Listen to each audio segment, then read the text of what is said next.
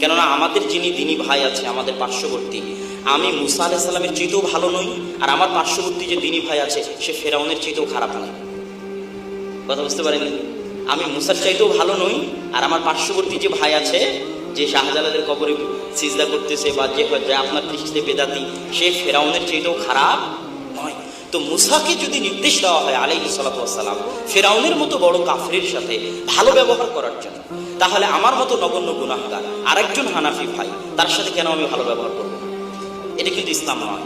মুআমালাতের ক্ষেত্রে আমরা অনেক পিছিয়ে আছি, আমাদের মুআমালাতটা আরো ভালো করতে হবে। যাকে তাকে ইবলিস বলা, শয়তান বলা, গালিগালাজ করা, এগুলো সালাফে সালেহিনের মানহাজ নয়। রাসূল সাল্লাল্লাহু আলাইহি ওয়াসাল্লাম চাইলে হিরাক্লিয়াসকে বলতে পারতেন চিঠি লেখার সময় যে ইয়া কাফির, ইয়া আইয়ুহাল কাফির, হে কাফের হিরাক্লিয়াস, ইসলাম গ্রহণ করো, আসলিম তাসলাম। তা না লিখে রাসূল সাল্লাল্লাহু আলাইহি ওয়াসাল্লাম লিখেছেন কি আজিমার রোম, হে রোমের মহান সম্রাট। অথচ হিরাক্লিয়াস তখন কাফের, তারপরও আল্লাহ রাসূল তাকে কাফের বলে সম্বোধন করেন। এটি আদাব, এটা হচ্ছে ইসলামের শিষ্টাচার বৈশিষ্ট্য। আমরা যদি এই শিষ্টাচার বৈশিষ্ট্য মুআমালাতগুলোর দিকেও হাদিস থেকে নেওয়ার চেষ্টা করি, তাহলেও আমাদের মধ্যে মতভেদটা কমে আসবে। মতভেদ থাকলেও ভ্রাতৃত্ব থাকবে।